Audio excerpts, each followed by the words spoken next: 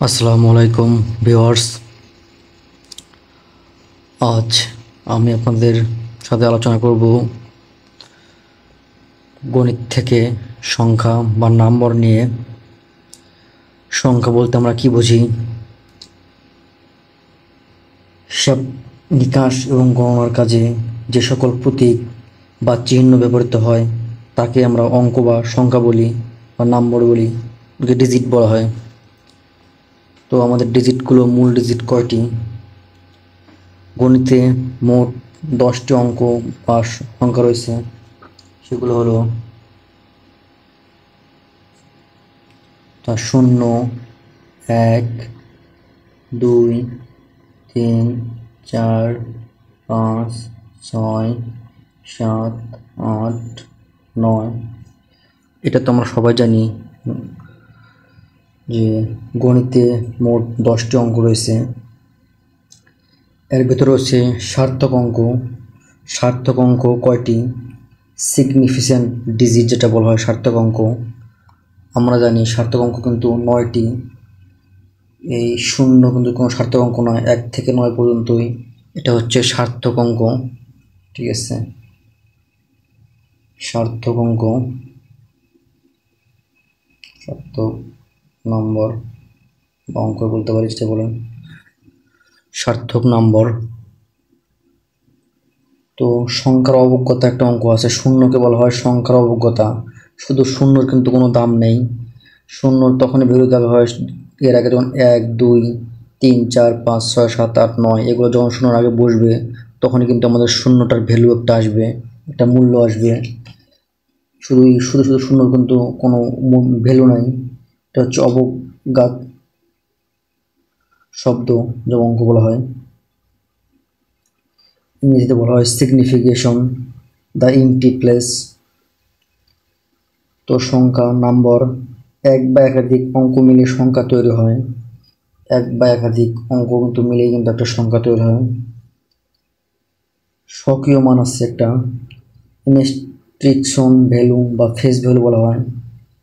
কোনো সংখ্যায় ব্যবহৃত অঙ্কগুলোর মান তার অবস্থানের উপর নির্ভর করে। কোনো সার্থক অঙ্ক আলাদাভাবে লিখতে যে সংখ্যা প্রকাশ করে তাকে অঙ্কের স্বকীয় মান বলে। স্থানীয় মান আছে, অঙ্কের স্বকীয় মান আছে স্থানীয় মান, যেটা আমরা ছোটোবেলায় পড়েছি। স্থানীয় মান প্লেস ভ্যালু বা লোকাল ভ্যালু বলা হয়। কয়েকটি অঙ্ক পাশাপাশি লিখলে কোনো সার্থক অঙ্ক তার অবস্থানের জন্য যে সংখ্যা প্রকাশ করে তাকে ওই অঙ্কের স্থানীয় মান বলা হয়। যেমন এক্সাম্পল দিতে পারি আমরা স্থানীয় মানের। এক্সাম্পল 6, 6, 6 দিলাম আমরা। এটা কিন্তু একক, দশক, শতক, এটা কিন্তু আমরা ছোটোবেলায় পড়েছি। স্থানীয় মান, এটা হচ্ছে একক স্থানীয় মান 6, হচ্ছে একক। দশক, 6 পর একটা 6 আছে, 0 আর কি, দশক। এটা হলো শতক, শতক। এগুলো আমরা পড়েছি স্থানীয় মান ছোটোবেলায়। তো একই অঙ্কের স্থান পরিবর্তনের ফলে স্থানীয় মানের পরিবর্তন হয়, কিন্তু স্বকীয় মান কিন্তু একই থাকে। এর মানে তো স্বকীয় মান, স্থানীয় মান বলতে বোঝাচ্ছে একই অঙ্কের স্থান পরিবর্তনের ফলে স্থানীয় মানের পরিবর্তন হয়। স্থান পরিবর্তন আছে, স্থানীয় মানের পরিবর্তন আছে, কিন্তু স্বকীয় মান কিন্তু একই আছে। বাস্তব সংখ্যা, এরপর আমরা আলোচনা করব বাস্তব সংখ্যা, রিয়েল নাম্বার। আমরা জানি বাস্তব সংখ্যা, বাস্তব সংখ্যা বা রিয়েল নাম্বার ইংরেজিতে বলা হয় রিয়েল নাম্বার।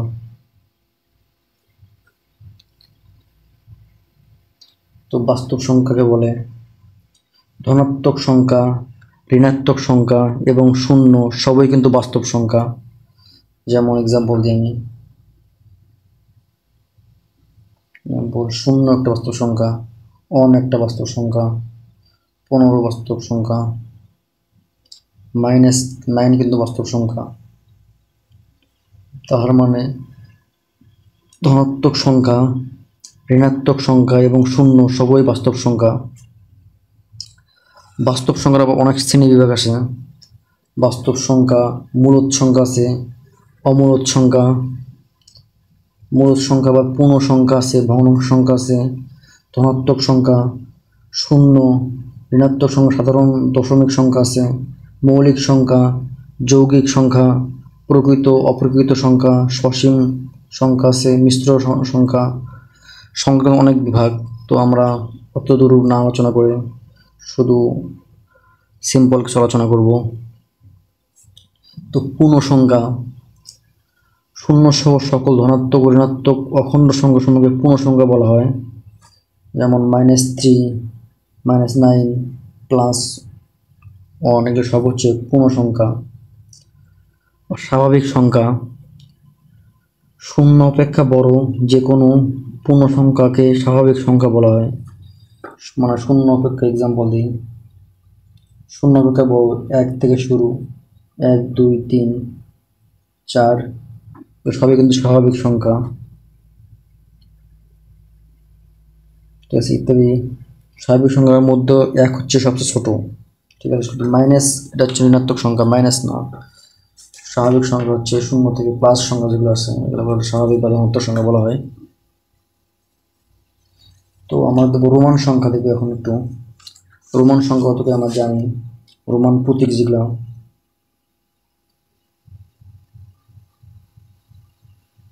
রোমান সংখ্যা, রোমান সংখ্যা অনেকে চিনি না, আমরা শুধু 1 থেকে 10 পর্যন্ত চিনি রোমান সংখ্যা। রোমান সংখ্যা হচ্ছে 1, এটা হচ্ছে 1, তারপর আমরা 2 জানি, কোনটা 2টা দিলে 2, 3, আমরা জানি 5 জানি, আর এটা 5, এটা হচ্ছে 10, এবং আমরা জানি 10 পর্যন্ত জানি আমরা। কিন্তু তারপর অনেক সংখ্যা কিন্তু রোমান সংখ্যা থেকে 1000, 500, 100 এগুলো কিন্তু আমরা জানি না। তো আমরা রোমান সংখ্যা থেকে শিখবো আজকে রোমান সংখ্যা 50, এলতে বোঝা হয় 50, এল যদি লেখা থাকে এটা হচ্ছে রোমান সংখ্যা, বা আমরা বুঝছি এল হচ্ছে 50। আমরা আপনার আমাদের গণিতের ভাষায় 50, এল থাকলে বুঝবেন হচ্ছে রোমান সংখ্যা এটা 50, সি থাকলে 100, রোমান সংখ্যা সিতে বোঝা হচ্ছে 100, 100, সরি বাংলা ইংলিশ একসাথে হচ্ছে, সিতে 100 বোঝায়। ডি হচ্ছে রোমান সংখ্যা, কিন্তু ডি কিন্তু এটা রোমান সংখ্যা, ডিতে রোমান সংখ্যা হচ্ছে 500 বোঝায়, 500। এম কিন্তু এটা কিন্তু রোমান সংখ্যা, এর কোলোজন রোমান সংখ্যা, এটা কিন্তু রোমান সংখ্যা, এমতে বোঝা হচ্ছে 1000। রোমান সংখ্যাগুলো জানা দরকার, অনেক পরীক্ষায় আমি দেখলাম রোমান সংখ্যা থেকে অঙ্ক আসে, তো আমি একটু পরে দেখাবো বিভিন্ন পরীক্ষায় আসা এমসিকিউ সলিউশন। তো আমি দেখাইতেছি, বই থেকে দেখাই। আমার একটা বই আছে যে জর্জের MP3, তো এখানে বিভিন্ন চাকরির পরীক্ষায় সংখ্যা থেকে আসা প্রশ্ন দেখবো আমরা, এমসিকিউ সলভ দেখবো। এমসিকিউ, শূন্য সহ সকল ঋণাত্মক ও ধনাত্মক অখণ্ড সংখ্যা সমূহকে কি বলা হয়? এটা কিন্তু খাদ্য অধিদপ্তরে চলে আসছিল, আমরা একটু আগে পড়লাম পূর্ণ সংখ্যা, ঠিক আছে। এটা কিন্তু বেসিক জ্ঞান থাকা দরকার, ঠিক আছে। শূন্য সহ সকল ধনাত্মক ঋণাত্মক অখণ্ড সংখ্যা বলা হয় মূলদ সংখ্যা। পূর্ণ সংখ্যা ঠিক আমরা পড়লাম, পূর্ণ সংখ্যা কাকে বলে। একটি সংখ্যার শতক, দশক, একক স্থানীয় অঙ্ক যথাক্রমে PQR হলে সংখ্যাটি কত হবে? এটা আমি একটু আগে দেখালাম, স্থানীয় মান যেটা বলি আমরা একক, দশক, শতক। এখন খুব ইজি, কিন্তু অনেকে আমাদের মাথা ঘুরে যাবে, এগুলো ইজি অঙ্কই আমরা ভুল করে আসি এক্সামে। তো এখানে দেখতে বললেন, তারপরে 5 এর মধ্যে মাঝের অঙ্কের স্থানীয় মান কত? আমরা মাঝের স্থানীয় মানটা পড়লাম 5, একক স্থানীয় 5, দশক হচ্ছে 50, শতক হচ্ছে 500, তো কিন্তু 50 হবে। এটা অনেকেই ছোট থেকে অঙ্ক আসে। The difference between the place value and the face value of 6 in the numeral, এটা বোঝাচ্ছে হচ্ছে এত সংখ্যাটিতে 6 এর স্থানীয় মান ও অভিহিত মানের পার্থক্য কত? আমরা স্থানীয় মান একটু পর আগে জানলাম, অভিহিত মান আসলে কি এটা আমরা জানি না। তো অভিহিত মান ব্যাখ্যাও দেওয়া আছে, ব্যাখ্যায় আমি দেখাই আপনাদের।